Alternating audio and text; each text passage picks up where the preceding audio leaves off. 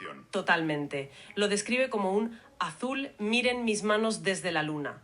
O sea, hay una concentración casi ceremonial. Ya veo por dónde vas. Y justo en ese momento, como un reloj, entra en escena la gente del caos. Su gato, Bigotes. El gato. Siempre el gato.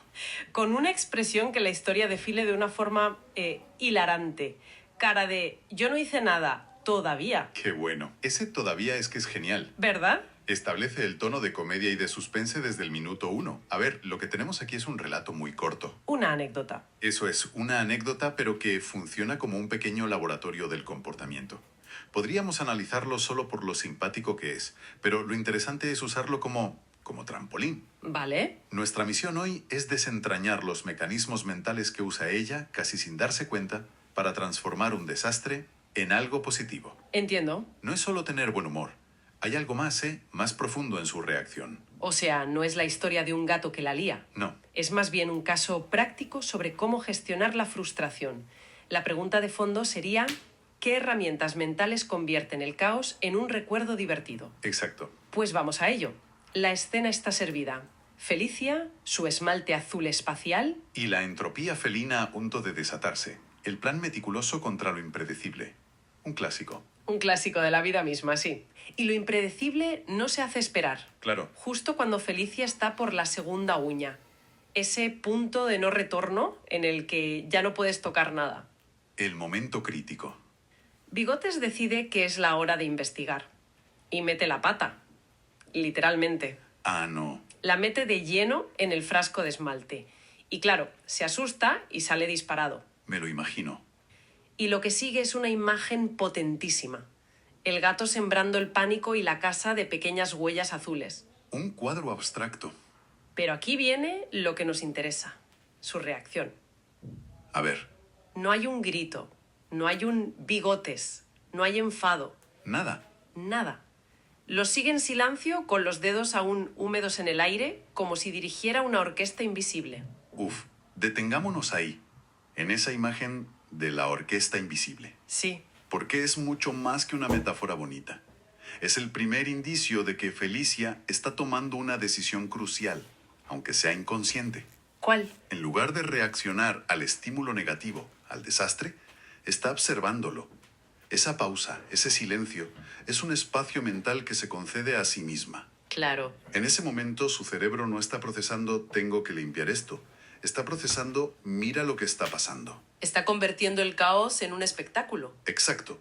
Y ella, en lugar de ser la víctima, se posiciona como la directora. Cambia por completo su papel en la historia. Ya no es la dueña enfadada, es una espectadora. Una espectadora curiosa. Y la narración lo apoya cuando dice, aquello ya no era una persecución, era una historia de intriga felina. Me parece un giro brillante. Es que lo es. Pasa de ser un accidente doméstico a una película de suspense en miniatura. Totalmente.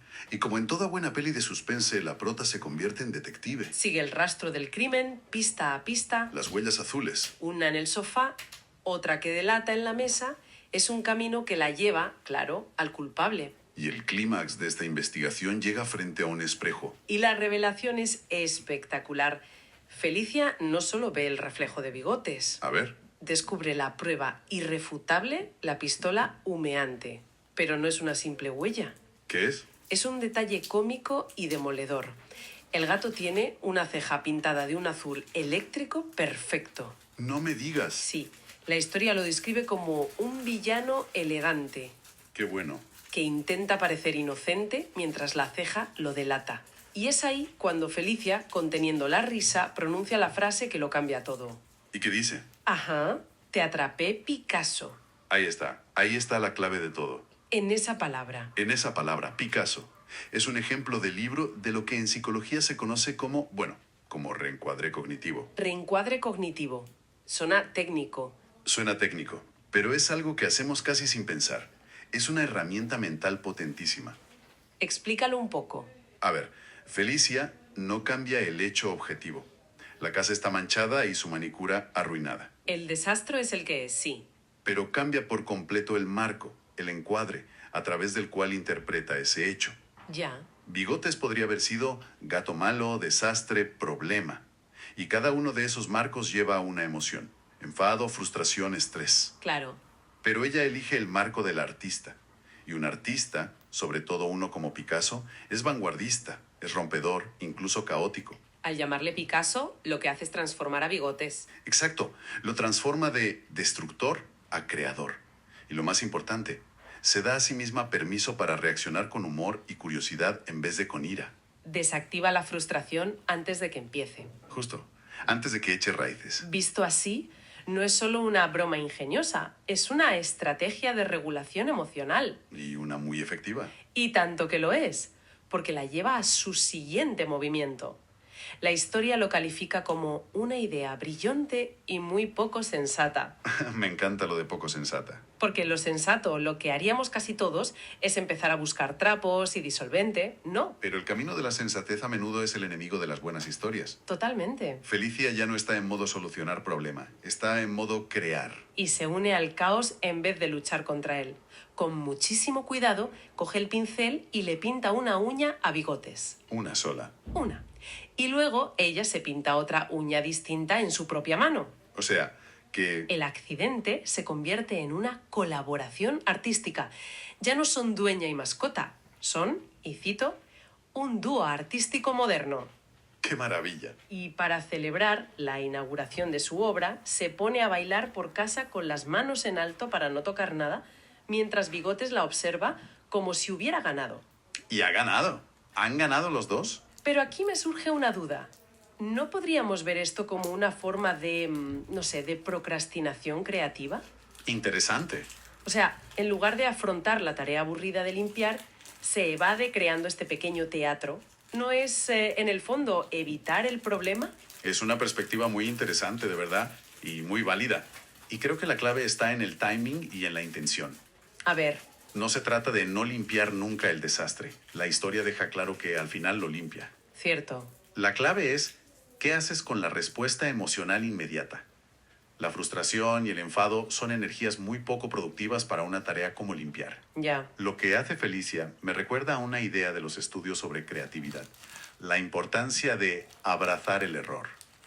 Abrazar el error. Sí, muchos grandes descubrimientos, desde la penicilina hasta el microondas, surgieron de accidentes, de errores que alguien no descartó, sino que miró con curiosidad, O sea que el error no es el final del plan. sino el posible principio de uno nuevo. Claro. Los músicos de jazz lo hacen constantemente. Uno toca una nota equivocada y, en lugar de parar, el resto de la banda la incorpora, construye sobre ella, Y la convierte en parte de la pieza. la convierte en una innovación. Lo que Felicia hace es aplicar instintivamente ese principio a un problema doméstico. No lucha contra la mancha azul. La incorpora a una nueva narrativa. Justo.